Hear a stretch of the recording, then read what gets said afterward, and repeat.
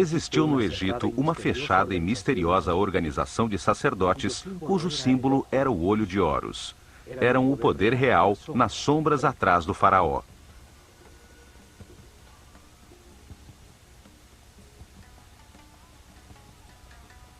Foram os herdeiros de sacerdotes sobreviventes do ciclo anterior da humanidade que viram no dilúvio uma oportunidade para orientar a humanidade em direção a um destino mais alto e estruturar uma sociedade dedicada ao aperfeiçoamento espiritual.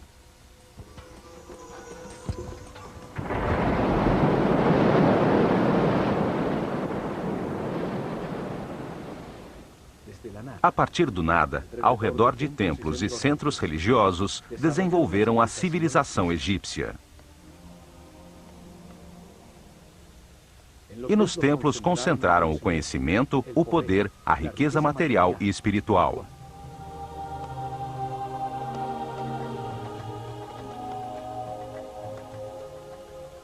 Cada templo revelava um tema diferente. O templo de Osíris, em Abidos, a reencarnação.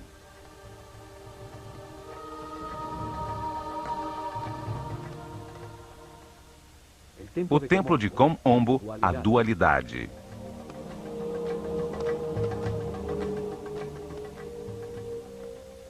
O templo de Luxor, o corpo do homem.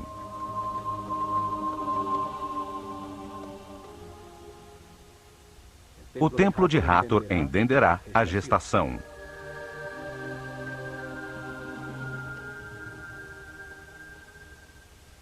O de Ísis, em Philaet, o princípio feminino.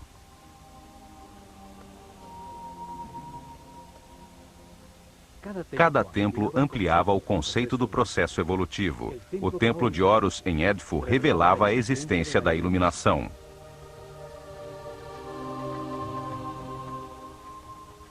O de Karnak se dedicava à evolução da consciência.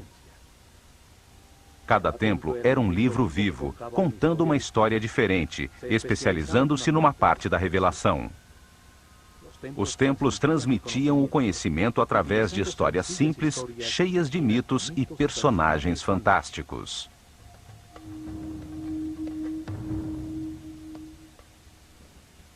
Revelavam informações utilizando uma história fantástica, uma parábola com ensinamentos, um mito cheio de personagens simbólicos que explicavam a vida como parte de um processo de aperfeiçoamento. Cada personagem representava uma força que moldava o caráter, que levava a agir de uma maneira específica, produzindo como resultado uma ação vital que aperfeiçoava.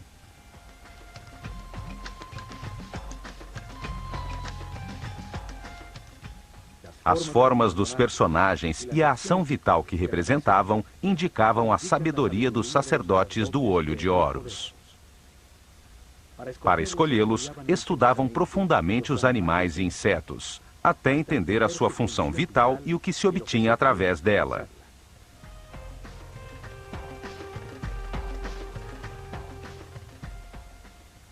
Depois, escolhiam um animal que melhor representasse uma ação vital e o combinavam com um homem, num símbolo gráfico muito simples. Assim faziam com que a mente transferisse e evocasse as suas qualidades e características.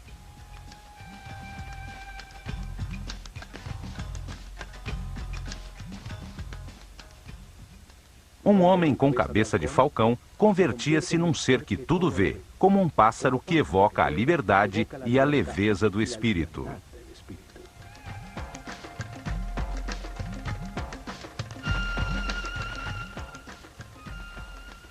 Um homem com cabeça de chacal tinha qualidades de guia.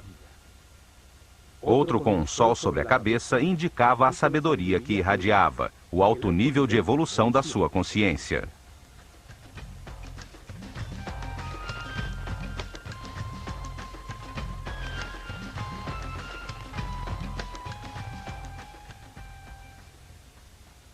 Um desses personagens simbólicos foi chamado de Osíris. Em Abidos, protegido do exterior por altíssimos muros, está o templo que relata a sua história.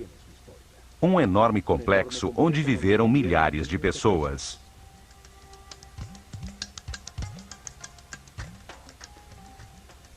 Neste programa, veremos o que este templo revelava.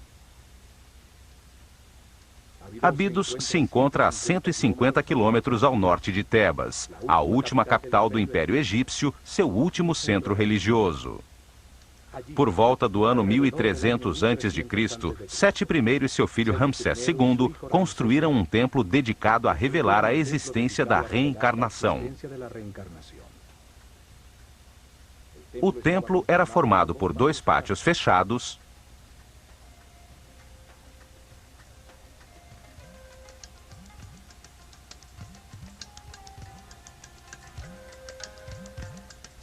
dois enormes salões com altíssimas colunas,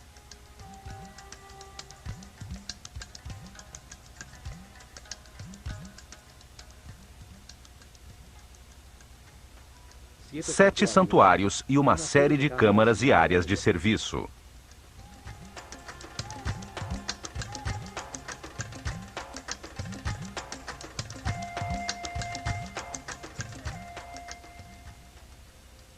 Osíris era o senhor da reencarnação. Representava a força que impulsiona o processo evolutivo do homem através de muitas vidas, transmutando-o num ser perfeito e imortal.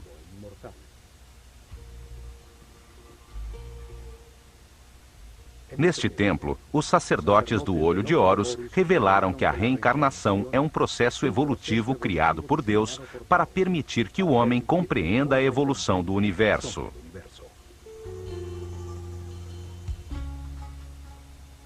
A informação na consciência é ampliada lentamente, através de muitas vidas, para transformar a ignorância dos seus filhos em sabedoria. Um processo que converte espíritos inocentes em seres experientes, que entendem a razão da sua existência. A reencarnação transforma um ser denso e rígido que permanece na baixa vibração do medo num ser flexível, etéreo, que vive na frequência altíssima do amor.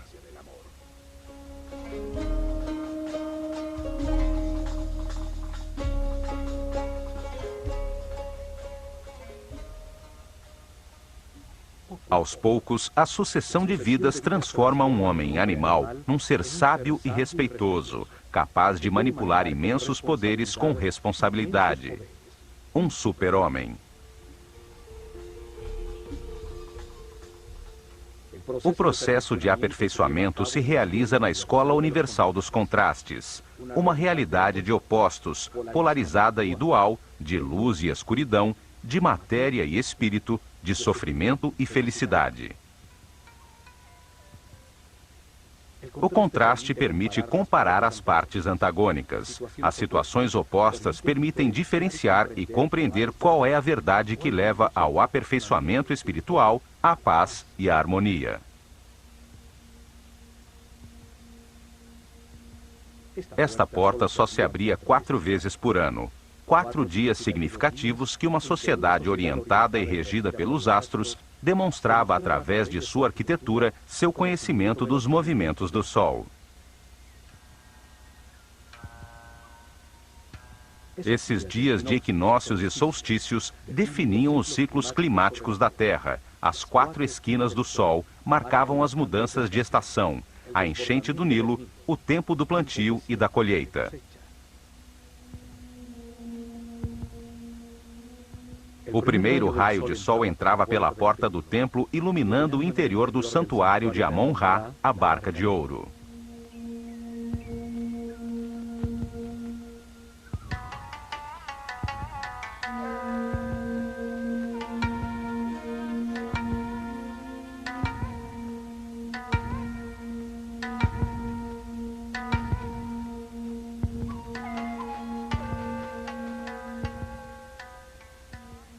A nave simbolizava o caminho da consciência na Terra, o do Sol nos céus, a causa dos dias e dos anos num universo que nunca se detinha.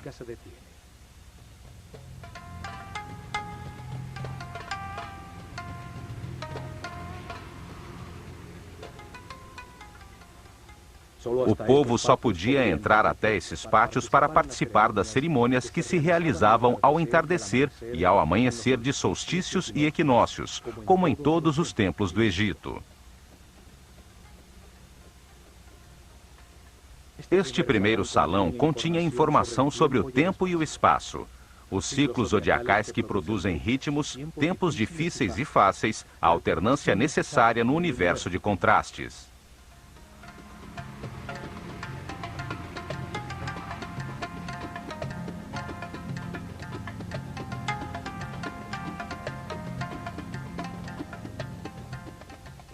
É nesse mundo de ciclos que o espírito encarna repetidamente para sentir na própria pele situações que lhe permitam compreender quais são os valores que estruturam o universo.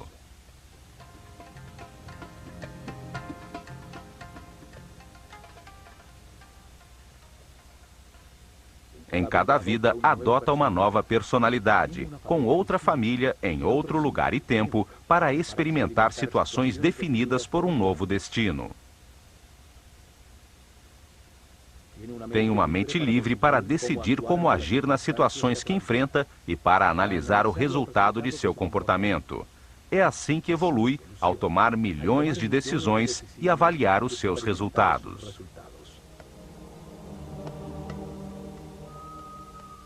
Curiosamente, numa dessas vergas, há uns símbolos muito estranhos, que chamaram a atenção por sua semelhança com helicópteros e objetos voadores. Milhares de histórias se teceram querendo explicar o seu significado. Há os que dizem que nessas vergas foram escritas mensagens para os homens do futuro.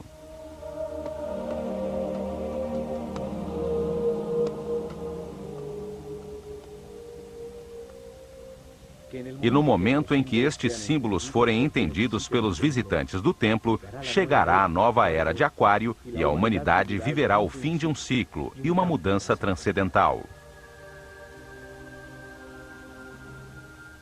36 colunas sustentam o alto teto do salão seguinte, dedicado à ordem universal, ante as 7 capelas que arrematam o templo.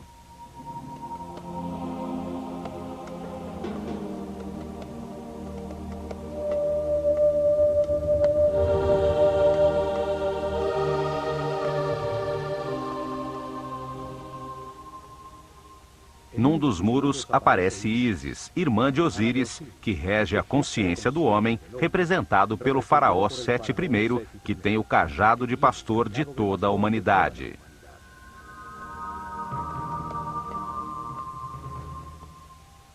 Dá o sopro de vida, o instante divino em que o espírito encarna num corpo, para encontrar verdades sobre o universo, ao compreender os resultados de suas decisões na vida.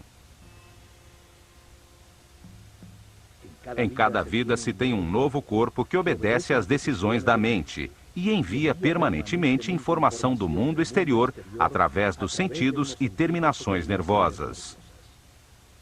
Vida após vida, o homem experimenta uma série de circunstâncias ao se relacionar com outros seres. Os acontecimentos difíceis são a lição que veio aprender, o destino que lhe corresponde.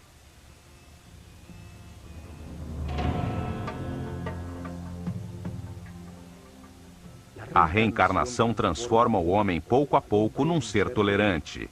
Alguém que aprende a respeitar os outros, a não querer mudar ninguém, a ser flexível, pois compreende que todos têm a sua missão. Evolui e entende que experimenta aquilo que tem que aprender, que tem o que precisa, que tudo o que acontece é perfeito, que os contrastes existem para a compreensão do universo e, assim, desenvolvem uma grande confiança em Deus.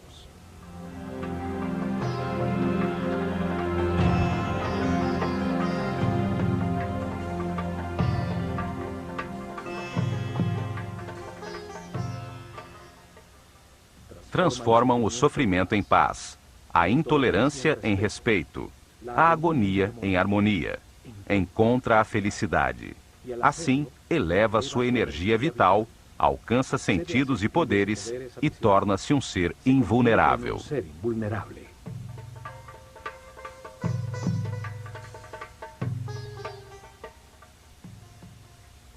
A reencarnação transforma um homem mortal, com limitada consciência temporal, num ser imortal com consciência permanente, que pode entrar e sair voluntariamente da matéria.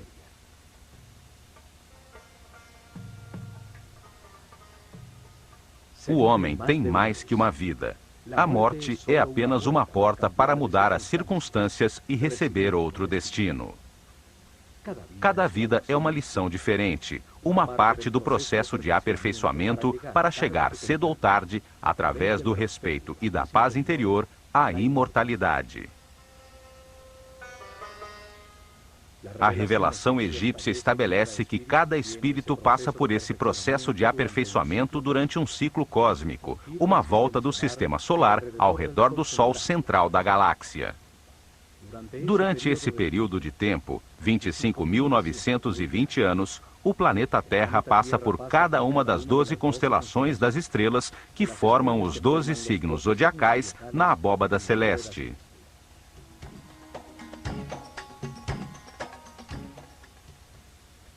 Isso acontece para que o espírito receba as diferentes energias e forças das estrelas durante 12 eras de 2.160 anos, 12 ciclos que produzem diferentes processos e estados.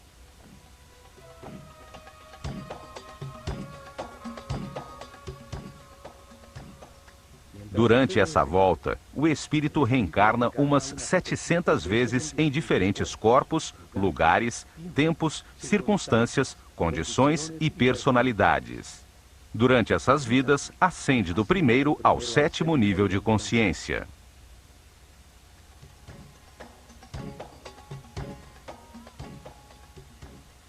Em cada vida aprende algo diferente. Cada vez nasce marcado de maneira diferente pelas forças irradiadas pelas estrelas. Para revelar esse processo de aperfeiçoamento, de reencarnações, os sábios egípcios criaram o mito de Osíris. Uma história com duas forças opostas que se manifestavam na mente e no universo polarizado para permitir a evolução. A mente do homem, influenciada pela tensão entre essas duas forças fundamentais, decide comportamentos e ações que produzem resultados com os quais se aprende. O sofrimento permite entender a felicidade. A angústia permite entender a paz.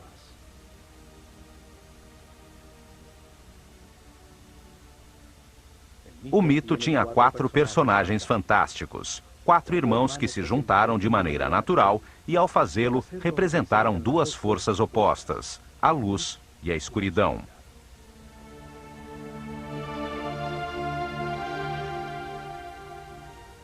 Osíris e Ísis representam a força da luz, que impulsiona o homem à espiritualidade, à harmonia, a avançar para aperfeiçoar a consciência.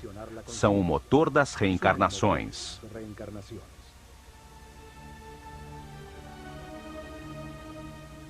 Set e Neftis simbolizam a força da escuridão, que impulsiona o homem à materialidade, aos prazeres sensoriais, à densidade da inconsciência e à imobilidade da ignorância.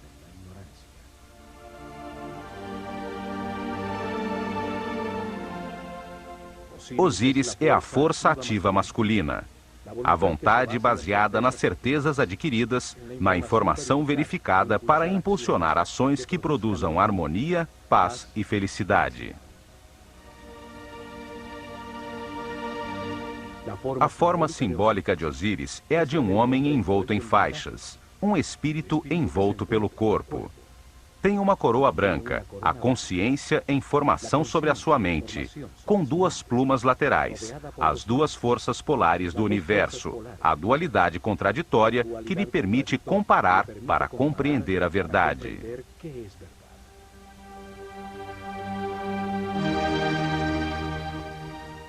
Em sua mão esquerda, leva o gancho de pastor, a força que guia o rebanho humano pelo caminho das transformações e dos ciclos. Na mão direita, leva o instrumento que separa as espigas boas das ruins. Cada decisão, Cada colheita produz o resultado de um sofrimento. As espigas ruins são de harmonia. As espigas boas são a consciência ao compará-las, o que permite o aperfeiçoamento. 7 representa o peso da animalidade original, que atrasa a espiritualização da matéria. É a vontade egoísta de obter o prazer, ainda que isto cause caos e sofrimento aos outros. É um instinto que domina. O confronto dessas duas forças ativas e masculinas é seguida pela parte passiva e feminina. Ísis gera as emoções superiores, as intuições, no mundo interior. Recebe a inspiração e produz as ideias, a busca e a adoração de Deus, o êxtase.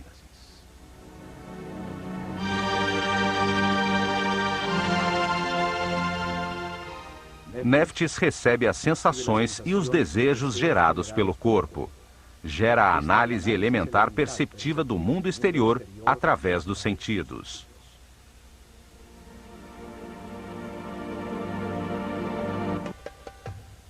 Ao fundo do salão da Ordem Universal encontram-se 7 santuários que são o coração do templo.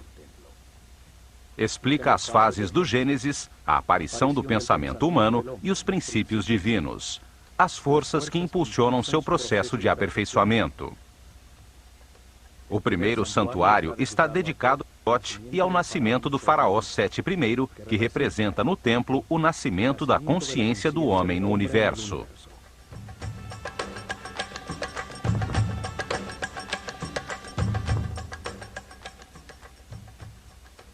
A primeira é a cena simbólica. O sumo sacerdote da escola de Horus, coberto com a pele de um jaguar, a força da animalidade original abandonada, ajuda no nascimento do faraó Sete I. Nasce a consciência que pode participar da evolução do universo.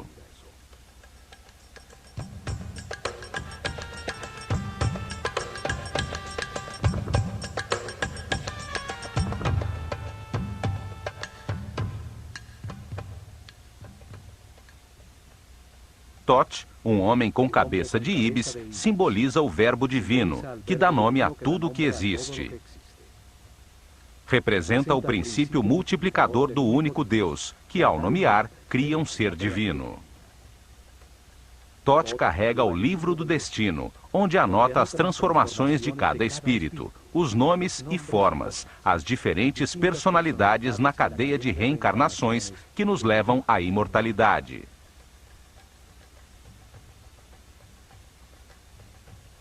Cada espírito recebe um corpo, um nome. Neste caso, Sete I, uma personalidade temporal como faraó, determinada pelo ciclo e pelas circunstâncias, onde cumprirá seu destino temporal de aprendizagem.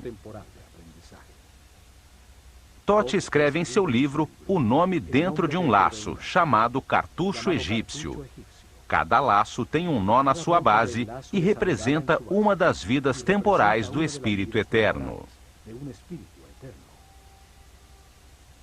O nome é a vibração da palavra divina que dá forma ao corpo e define a personalidade temporal do Espírito encarnado.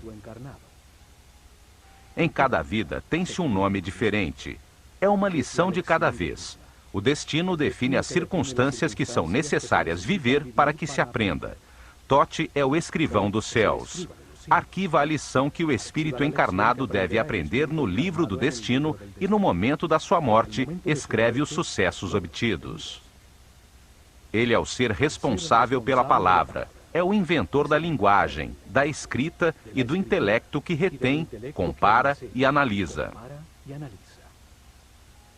Ao lado de Thoth está Seshat, com a sua coroa de 7 pétalas.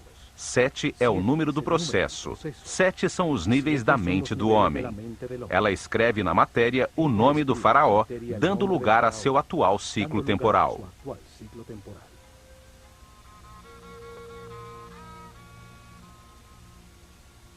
Parte do mito de Osíris é o chamado julgamento dos mortos. Acontece quando o espírito do morto chega ao Doat, uma dimensão além da física, para encontrar-se com as forças que impulsionaram a sua mente no universo de contradições que é a vida sobre a Terra. No Duat, revê a sua vida, avalia seus atos e eleva o que aprendeu sobre o universo até sua consciência permanente, antes de reencarnar, a fim de que continue o processo de aperfeiçoamento. Anubis, um homem com cabeça de chacal, guia o espírito do morto nesse mundo imaterial. O chacal simboliza a força guia. Os egípcios perdidos no deserto reencontravam a civilização seguindo as suas pegadas.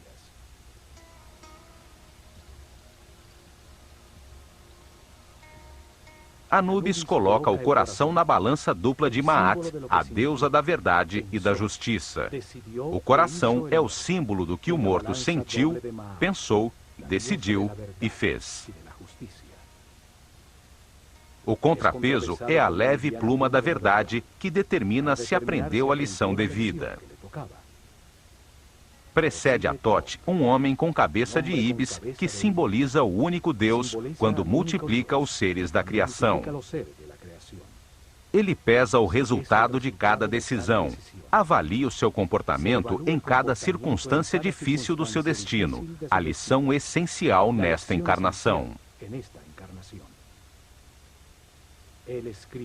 Ele escreve o livro do destino, os registros akáshicos, as transformações de cada espírito em seu processo de evolução, o nome que usou, a forma que adotou, o lugar onde nasceu, as circunstâncias que experimentou e os resultados obtidos. Uma estranha figura, composta de partes de vários animais, observa. Representa as formas encarnadas pelo espírito, as diferentes formas de animalidade original. É a força animal que impulsiona o espírito em direção à matéria, a paixão, o desejo, as sensações do corpo. É a força de Sete, o lado escuro de todo ser humano, o que atrasa o seu processo de evolução.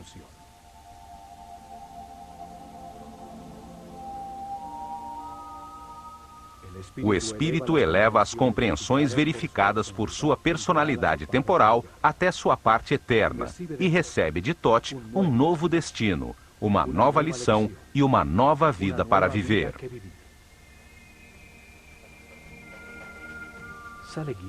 Sai guiado por Horus, a luz de sua própria consciência, a que o espera no momento de sua liberação definitiva, quando terminam seus ciclos de reencarnação, porque já aprendeu tudo. Indica-lhe que entre no santuário de seu novo corpo, onde estão as outras forças que impulsionam a sua consciência. Ali, presidindo, se encontra Osíris, força que impulsiona o processo em direção à espiritualização e ao abandono das paixões animais.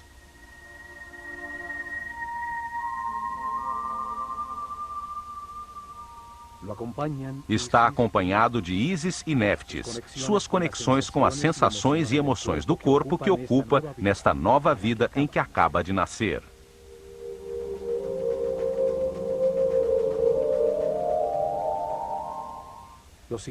Os 3 santuários seguintes estão dedicados ao único Deus adorado pelos egípcios, aquele que está em todos os lugares.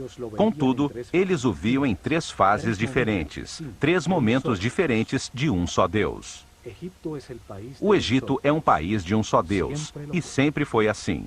Só que para eles, esse único Deus, essa única e total consciência, se manifesta no universo em 3 diferentes momentos do Gênesis. Os sacerdotes utilizaram 3 nomes diferentes para essas 3 fases da criação, para comunicar fácil e gradualmente como compreendiam Deus. Na primeira fase da criação, antes da manifestação do universo, existia apenas um Deus absoluto, a unidade inicial, a quem chamaram de Aton-Ra.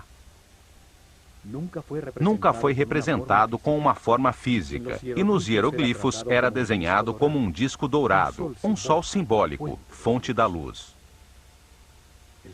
O santuário de Aton-Ra era o primeiro dos 3.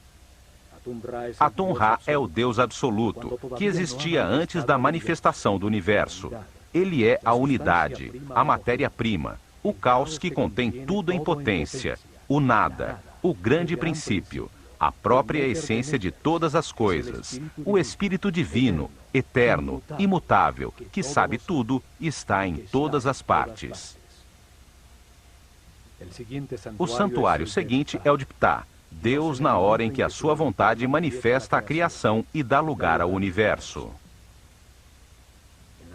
Na segunda fase, Deus ativa a sua vontade, sua energia divina, para manifestar o universo e cria a matéria. Esse Deus que cria o universo foi chamado de Ptah.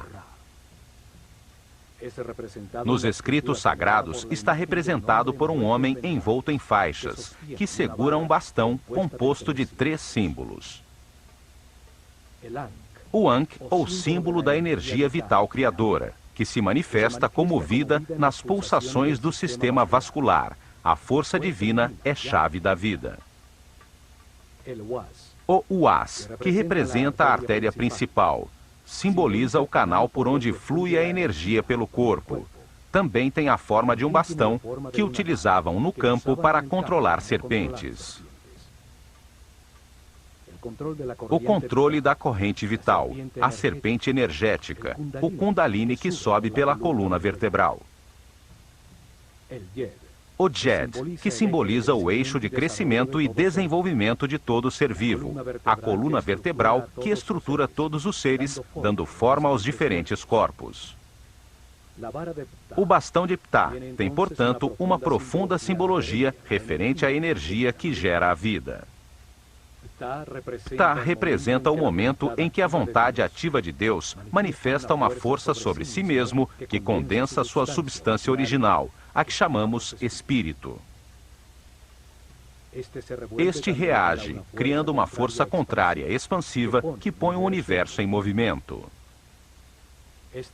Essas 2 forças contrárias polares produzem momentos de equilíbrio que criam o cosmos, os planetas, a natureza.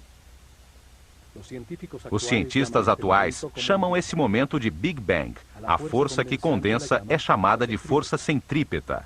A reação expansiva chamam de força centrífuga.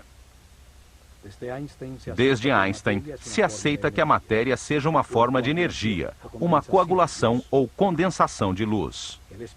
O espírito é considerado a substância original, que por sua própria natureza imprime sobre si mesma uma força que a comprime num volume, na matéria, que é luz com densidade.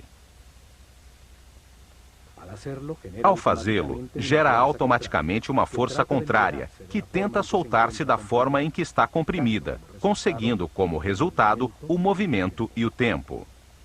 A terceira e última fase da criação é quando Deus cria o homem à sua imagem e semelhança, com a mesma capacidade de criação e de consciência. O chamaram de Amon-Ra. O principal símbolo de Amon-Ra é sua enorme coroa, que simboliza a consciência que toma forma no mundo dual. Por isso, está dividida em 2 ramos que saem da unidade. Cada ramo tem 7 folhas, 7 níveis por onde passa a consciência, desde o momento em que encarna pela primeira vez no corpo de um homem, até o momento em que se ilumina, livrando-se das limitações materiais. Quando a classe dos sacerdotes desapareceu, o sentido desse símbolo se perdeu. Isso fez com que se acreditasse que praticavam a idolatria, num sistema religioso com muitos deuses. No entanto, o Antigo Egito sempre acreditou em um único Deus. Basta entender o sentido de cada símbolo para revelar a sua aparente complicada teologia e descobrir que é tão simples quanto a sua geografia.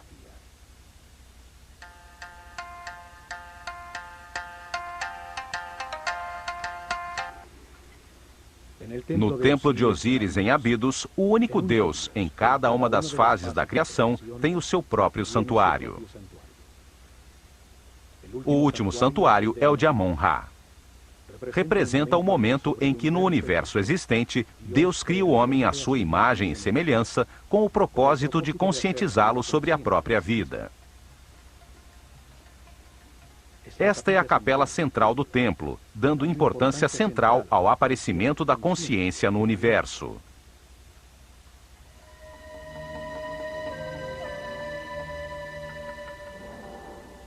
Em seus muros aparece o símbolo do deus Amon-Ra e o faraó, como o homem consciente que agradece pela vida, aceitando suas partes de luz e de escuridão, de gozo e de dor, compreendendo-a como um processo de aperfeiçoamento.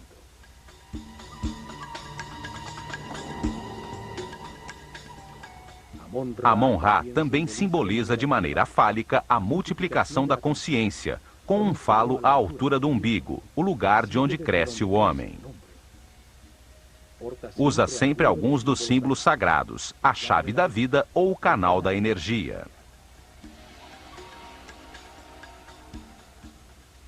O universo e sua essência, o homem, evolui até a consciência absoluta.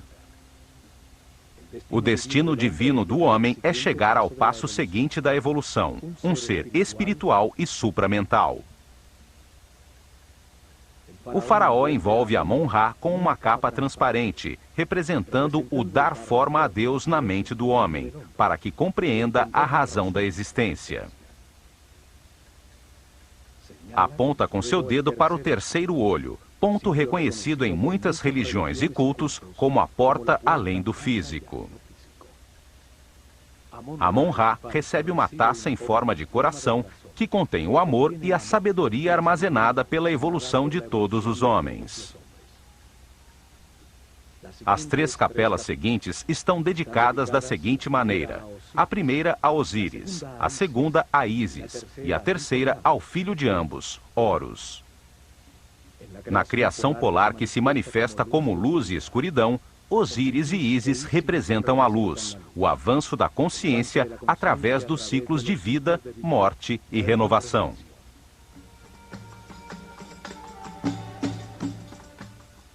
A polaridade contrária é representada por Sete, a força da escuridão que detém o homem, a matéria condensada, as paixões animais.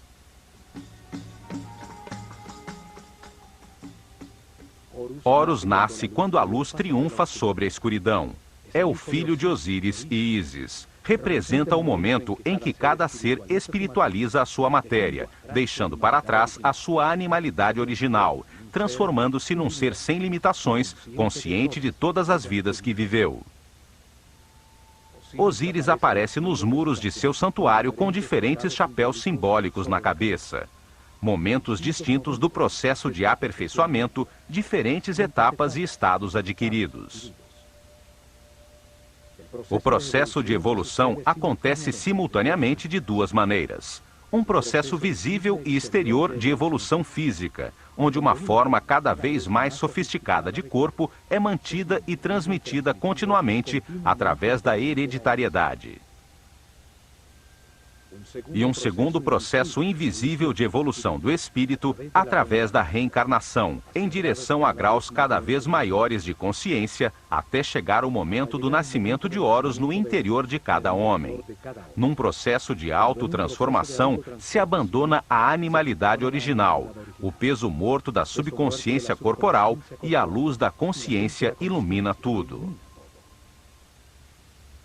No santuário de Ísis, se explicava aos iniciados a existência de um princípio feminino, capaz de gerar luz. Seu nome significa trono.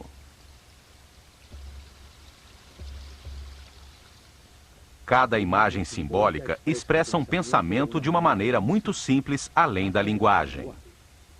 Na filosofia esotérica se diz que cada símbolo tem 7 chaves. Ísis é simbolizada por uma mulher com um abutre na cabeça, sobre o qual se apoiam 2 chifres de vaca que sustentam um disco dourado.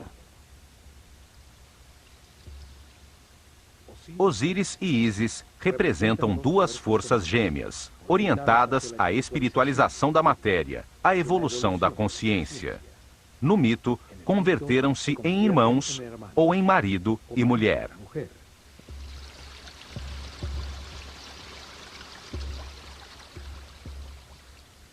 O abutre é um pássaro que voa e que é totalmente dedicado à sua cria. Em seu interior, transforma as substâncias em decomposição, convertendo-as em alimento, em nova vida. A vaca representa o princípio nutritivo. Seus chifres têm a forma da lua, a mãe dos ciclos. Sustentam o disco dourado, a luz do sol, fonte da vida, a luz da consciência.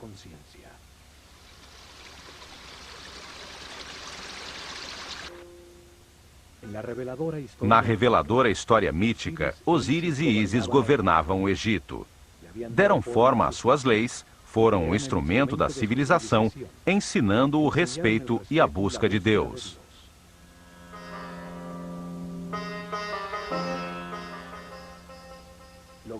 Depois disso, Osíris prosseguiu sua busca em outras dimensões, a outras verdades e outros conhecimentos, deixando o reino, símbolo da mente, nas mãos de Ísis, sua esposa e irmã.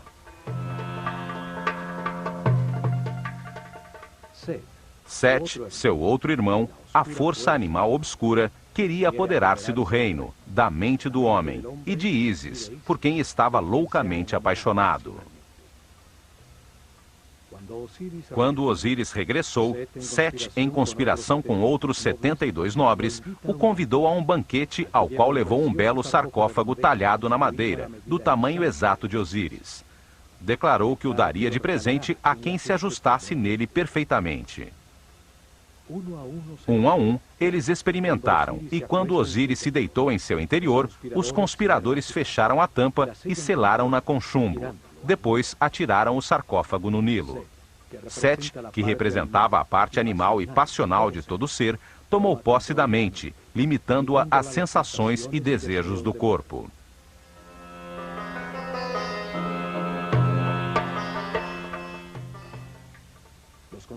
Os conspiradores simbolizam as reencarnações que a consciência presa no sarcófago do corpo tem que viver durante um ano cósmico, para transformar a matéria em espírito.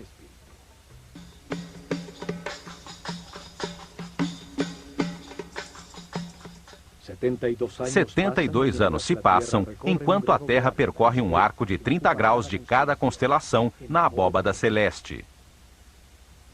12 constelações ocupam os 360 graus do firmamento, as 12 eras zodiacais. A grande volta do sistema solar, chamado ano cósmico, dura 25.920 anos.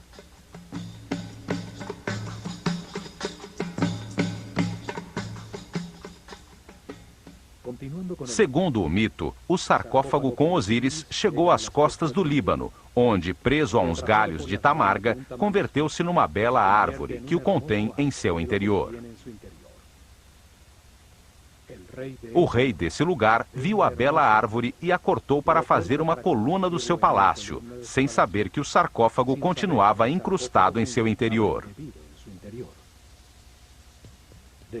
Depois de muitas aventuras, Ísis resgatou o sarcófago e o trouxe de volta ao Egito. Quando Sete descobriu, cortou o corpo de Osíris em 14 pedaços e espalhou-os por todo o país. Entretanto, Ísis percorreu o Egito e encontrou uma a uma 13 das partes, todas menos o falo de Osíris, que, segundo a lenda, foi devorado pelos peixes do rio. Um simbolismo do abandono da sexualidade e da animalidade originais.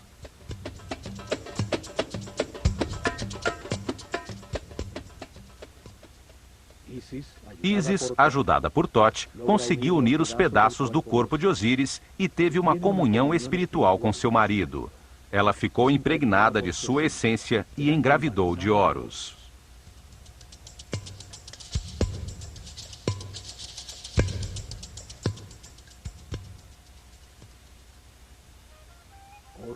Horus representa a iluminação, quando se abandona a roda de reencarnações, pois já se adquiriu a sabedoria necessária para não perder nunca mais a consciência adquirida.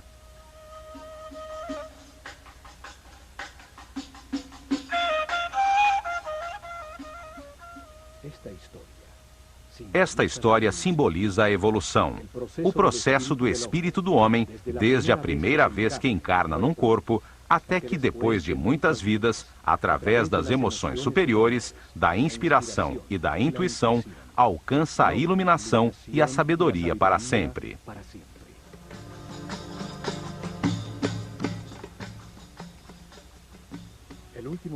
O último santuário do templo é o de Horus, a porta que se abre às estrelas.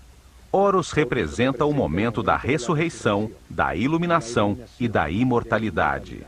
O fim das limitações materiais, o momento de ver todas as vidas vividas, mantendo para sempre a consciência adquirida. A revelação afirma que o espírito do homem, depois de muitas vidas, chega a um nível de sabedoria em que compreende a razão de sua existência e as forças fundamentais do universo. A compreensão obtida por seu espírito, com o resultado das experiências de muitas vidas, o leva ao ponto de harmonia, em que pode libertar-se da roda de reencarnações e limitações da matéria. Esse momento acontece quando respeita os outros, aceita que tudo que ocorre é perfeito e permanece em paz e harmonia. Quando armazena altos níveis de energia vital e resolve, com toda a sua vontade, buscar a Deus em somente uma vida. Se ao chegar a esse nível, decidir esforçar-se para conseguir a perfeição, abre a porta ao caminho de Horus, à transformação que permite o abandono da roda de reencarnações sucessivas. Horus representa o triunfo da luz sobre a escuridão, o domínio da animalidade original, o fim das limitações materiais, o passo definitivo da ignorância à sabedoria, a porta dimensional que o leva acima das hierarquias do universo.